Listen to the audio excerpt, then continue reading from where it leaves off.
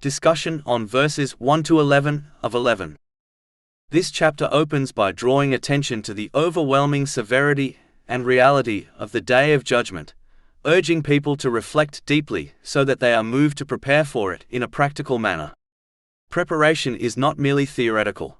Rather, it is achieved by correctly using the blessings one has been granted in accordance with Islamic teachings. Chapter 101 Al-Qariah, verses 1 to 5. The striking calamity. What is the striking calamity? And what can make you know what is the striking calamity? It is the day when people will be like moths dispersed, and the mountains will be like wool fluffed up. The imagery presented is profound and unsettling. People will scatter in confusion and fear, just as moths disperse in all directions without order or control. This vivid description highlights the intensity of that day, when the structure, confidence, and sense of security people rely upon in this world will completely collapse. No system, relationship, or worldly possession will provide stability.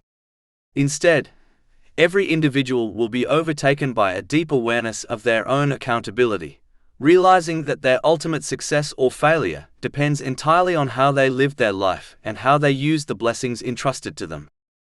This overwhelming fear will reach such a level that people will instinctively flee from those closest to them.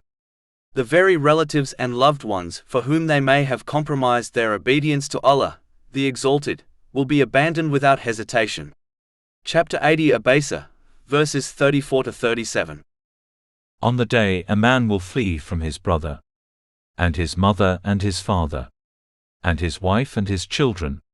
For every man that day will be a matter adequate for him. This flight is not due to a lack of love, but rather the intensity of the situation. Each person will be consumed by concern for their own fate, recognizing that no one else can carry their burden or shield them from the consequences of their actions. This reality exposes a critical misunderstanding held by many in this world, that pleasing others at the expense of obedience to Allah, the Exalted, will somehow benefit them. On that day, it will become clear that such compromises were misplaced, as those same people will neither be able to help nor even turn towards one another. It is important to understand that Islam does not encourage abandoning family ties or neglecting the rights of relatives. On the contrary, maintaining family relationships is a central teaching. However, it teaches balance and proper prioritization.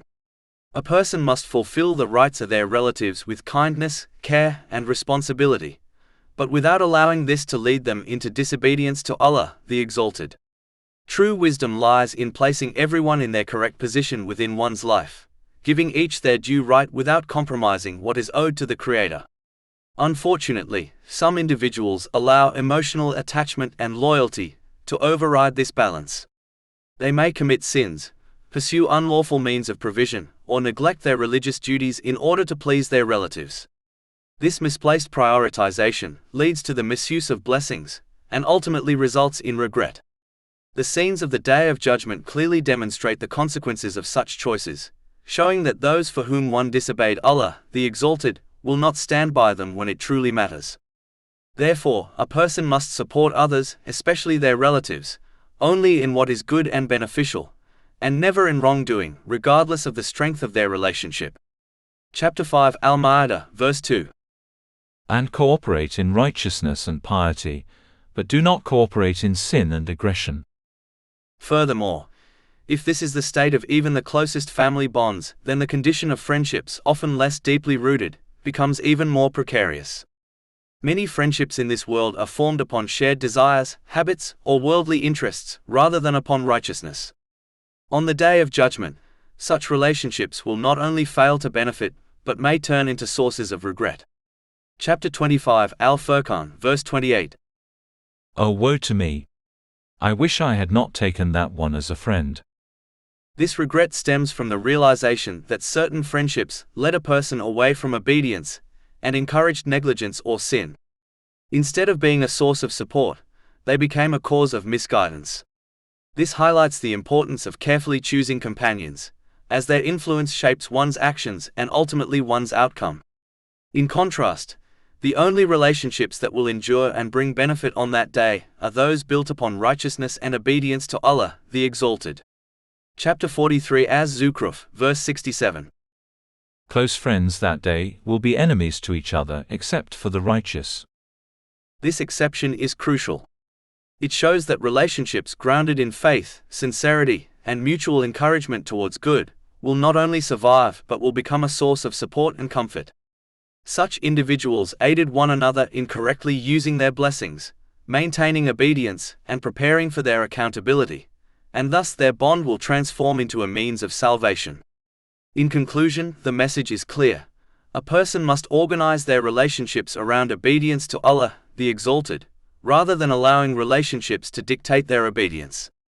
By doing so, they ensure that their family ties and friendships become sources of strength, guidance, and success, leading to peace of mind in this world and security in the hereafter. Allah, the Exalted, further encourages the practical preparation for Judgment Day by highlighting the two profoundly different possible outcomes a person can experience through their accountability and final judgment. Chapter 101 Al-Qariah, verses 6-9. Then as for one whose scales are heavy with good deeds, he will be in a pleasant life. But as for one whose scales are light, his refuge will be an abyss. The reality of accountability on the Day of Judgment is not merely a matter of belief. It is a necessary conclusion drawn from reflection upon the world itself. When one observes the universe with sincerity, they find it governed by precise balance and harmony. The Earth is situated at an exact distance from the Sun, such that even the slightest variation would make life impossible. The water cycle operates with remarkable precision, sustaining all living beings without excess or deficiency. The ground itself embodies balance. It is sufficiently soft to allow fragile shoots to emerge and grow, yet firm enough to support immense structures and mountains. These examples, along with countless others, do not simply point to the existence of a creator, but to a creator whose actions are defined by perfect balance and wisdom. Yet, when one turns to human conduct, a striking imbalance becomes apparent. Throughout history and in everyday life, oppressors are often seen to escape justice, while the oppressed endure suffering without receiving their full due. Many who sincerely obey Allah, the Exalted, face trials, hardships, and limitations, receiving only a fraction of their reward in this world. Meanwhile, those who openly disregard divine guidance may appear to flourish, enjoying wealth, status, and comfort. This apparent imbalance cannot be the final state of affairs. Just as balance is evident throughout creation, it must also be established in the outcome of human actions. Since this complete justice is not realized in this temporary world, it necessarily points to another stage of existence in which every deed will be accounted for with absolute fairness, namely, the Day of Judgment. Although Allah, the Exalted, has the power to fully reward and punish within this world, His wisdom dictates otherwise. One of the profound reasons for delaying complete recompense is that He grants people repeated opportunities to reflect, repent, and reform their behavior. If immediate and total punishment were enforced, many would be deprived of the chance to correct themselves and attain forgiveness. Likewise, the full reward of the righteous is not granted here because this world is not the final abode of peace and perfection. Rather, it is a place of testing where actions are sown, while the hereafter is where their fruits are fully realized. Furthermore, belief in the unseen, especially in the unseen rewards and consequences of the hereafter, is a defining feature of true faith. If all outcomes were visible and immediate, faith would lose much of its depth and significance. The one who believes and acts righteously without witnessing the final reward demonstrates sincerity, trust, and conviction. This belief cultivates a powerful internal system of accountability. Fear of the complete punishment in the hereafter restrains a person from sin, while hope in the full reward motivates them towards righteousness and perseverance. For this final and perfect justice to take place, the current world must come to an end. Reward and punishment can only be assigned once every individual's actions have been completed. As long as life continues, the record of deeds remains open. Therefore, the day of recompense cannot begin until the actions of humanity have concluded, which makes the end of this material world inevitable. This conclusion is not a matter of speculation, but a logical necessity, tied to the purpose of existence itself. When a person reflects deeply upon these realities, their certainty in the Day of Judgment strengthens. This awareness transforms their outlook on life, encouraging them to prepare actively rather than remain heedless. Preparation is achieved by using every blessing in the manner prescribed by Allah, the Exalted, as outlined in the Holy Quran and the traditions of the Holy Prophet Muhammad, peace and blessings be upon him. Through this conscious and disciplined approach, a person attains true balance within themselves, organizing their priorities correctly and placing everything and everyone in their rightful position. As a result, they achieve peace of mind in this world and secure lasting success in the hereafter. Chapter 45 Al-Jatiyah, verse 22. For Allah created the heavens and the earth for a purpose, so that every soul may be paid back for what it has committed. And none will be wronged. Chapter 101 Al-Qariah, verses 6-9. Then as for one whose scales are heavy with good deeds, he will be in a pleasant life. But as for one whose scales are light, his refuge will be an abyss. It is vital for a person to regularly examine their own actions, for no one is more aware of the reality of their deeds than themselves, except Allah, the Exalted. When an individual engages in sincere self-assessment, this honest reflection naturally leads them to repent from their mistakes, and motivates them to pursue righteous deeds, which includes using the blessings they have been granted in ways pleasing to Allah, the Exalted. Such introspection brings peace of mind in both worlds, enabling a person to attain a balanced mental and physical state, and to place everything and everyone in their life in the correct position. In contrast, the one who neglects this practice drifts into heedlessness, misusing the blessings they possess and failing to recognize their true purpose. As a result, they fall into an unbalanced mental and physical state, misplacing priorities, relationships, and responsibilities. This inevitably leads to stress, turmoil, and hardship, even if they enjoy certain worldly comforts. More seriously, their negligence prevents them from preparing for their accountability on the Day of Judgment, making their punishment in the hereafter far more severe. Such a person will find the weighing of their deeds on that day extremely difficult, and it may ultimately result in their being cast into hell. A prudent business owner consistently reviews their accounts, ensuring that their enterprise remains on the correct course and that all required documentation, such as tax returns, is completed accurately. In contrast, a careless business owner neglects their accounts, leading to financial loss and failure to prepare essential paperwork. Those who ignore their financial responsibilities face penalties that only increase their difficulties. Yet the consequences of failing to assess and prepare one's deeds for the scales of judgment are far more serious. The penalty is not a monetary fine, but a punishment that is severe, lasting, and truly unbearable. Chapter 99 Az-Zalalah, verses 7-8. So whoever does an atom's weight of good will see it. And whoever does an atom's weight of evil will see it. Finally, a person should not limit their concern to avoiding clear sins. They should also be wary of squandering their blessings on activities that lack real benefit.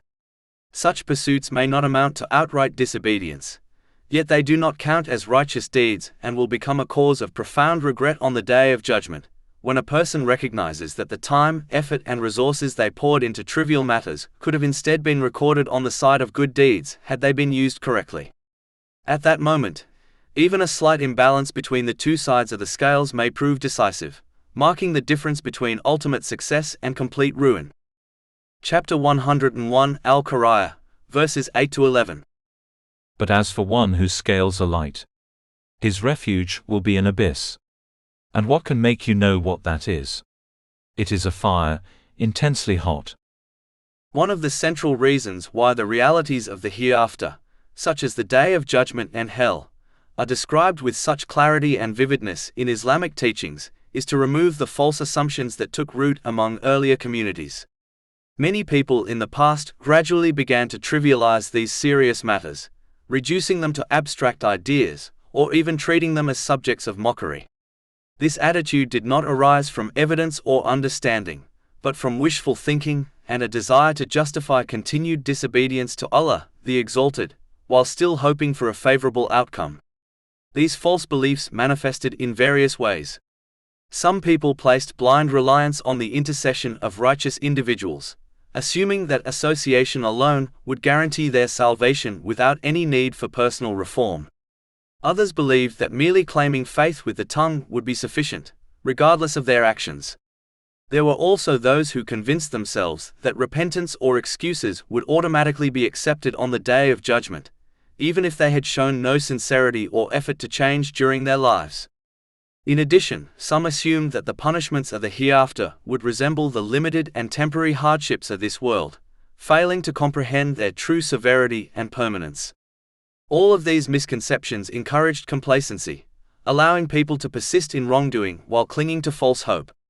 In order to dismantle these dangerous assumptions, Islamic teachings present the realities of the hereafter in a direct and detailed manner. The vivid descriptions are not intended to overwhelm or drive people into despair, but rather to awaken them from heedlessness, and to instill a clear understanding of the consequences of their choices. By illustrating both the rewards and the punishments with precision, these teachings establish a balanced perspective, one that nurtures both hope and fear, motivating a person to act with sincerity and responsibility. The ultimate aim of these descriptions is to encourage practical obedience to Allah, the Exalted. This obedience is not limited to belief alone, but extends to how a person uses every blessing they have been granted. When guided by the Holy Quran and the traditions of the Holy Prophet Muhammad, peace and blessings be upon him, a person learns to direct their actions, intentions, and resources in ways that are pleasing to their Creator. This disciplined approach protects them from the illusion of false security and prevents them from falling into the trap of empty claims without action. By internalizing these teachings, a person develops a heightened sense of accountability. They become cautious of their actions, mindful of their intentions, and sincere in their efforts to improve. This awareness safeguards them from complacency, shields them from deceptive hopes, and anchors them in reality. As a result, they cultivate a balanced mental and physical state, organize their priorities correctly, and place everything and everyone within their life in their proper position. Ultimately, this understanding leads to true success, safety from punishment, tranquility in this world, and eternal reward in the hereafter. In conclusion, a person must sincerely accept and actively implement the teachings of Islam for their own benefit, even when those teachings oppose personal desires or inclinations. Their mindset should resemble that of a thoughtful and disciplined patient who trusts the expertise of a skilled physician, understanding that the prescribed treatment, no matter how difficult, restrictive, or unpleasant, ultimately safeguards their health and ensures long-term well-being. Just as such a patient attains both physical and mental stability through consistent adherence to medical guidance, the one who submits to divine instruction attains inner clarity, balance, and lasting tranquility. This is because only Allah, the Exalted, possesses complete and perfect knowledge of human nature and existence. He alone knows what is required for a person to achieve a sound mental and physical state, and to correctly organize every blessing, responsibility, and relationship within their life. Human knowledge, no matter how advanced or refined it becomes, can never reach this level of perfection. Despite continuous research in fields such as psychology, biology, and human behavior, humanity remains unable to resolve every difficulty a person faces or to protect them from all forms of stress, imbalance, and hardship. Human judgment is inherently limited, shaped by restricted experience, incomplete understanding, and personal bias. In contrast, Allah the Exalted possesses absolute and all-encompassing knowledge. Out of His wisdom and mercy, He has provided humanity with the guidance necessary for a balanced and harmonious life, through the Holy Quran and the teachings of the Holy Prophet Muhammad, peace and blessings be upon him. When one reflects upon the lives of those who adhere to this guidance compared to those who neglect it, the difference becomes clear. Those who live according to divine teachings tend to exhibit stability, sound judgment, and order in their affairs, while those who turn away from this guidance often experience confusion, imbalance, and inner unrest. Although a patient may trust their doctor without fully understanding the science behind their treatment, Allah, the Exalted, does not command blind following. Rather, He invites people to think deeply, to observe the world around them, and to recognize the truth of His guidance through clear signs and evidence. He calls people to approach His teachings with insight, sincerity, and fairness, not with blind imitation or prejudice. Chapter 12 Yusuf, verse 108. Say, this is my way, I invite to Allah with insight, I and those who follow me. Furthermore, Allah, the Exalted, alone governs the inner state of a person, the spiritual heart, which is the true source of peace and tranquility. He alone grants contentment and withholds it, according to his wisdom. Chapter 53 and Najm, verse 43. And that it is He who makes one laugh and weep. This makes it evident that true peace of mind is not found in worldly achievements, possessions or desires, but in using the blessings one has been given in accordance with divine guidance. Those who align their lives with the commands of Allah, the Exalted, attain balance, stability, and serenity in all aspects of their existence. In contrast, those who misuse their blessings fall into confusion, disorder, and distress, regardless of the outward comforts they may possess. Therefore, genuine tranquility, mental, physical, and spiritual, can only be achieved by living in accordance with the wisdom revealed by Allah, the Exalted, and by recognizing that His guidance is the only path that leads to harmony, success, and lasting peace in both this world and the hereafter. Chapter 16 and Nahl, verse 97. Whoever does righteousness, whether male or female, while he is a believer, we will surely cause him to live a good life, and we will surely give them their reward in the hereafter according to the best of what they used to do. All praise is due to Allah, Lord of the worlds, and may peace and blessings be upon His final messenger, Muhammad, his noble family and companions.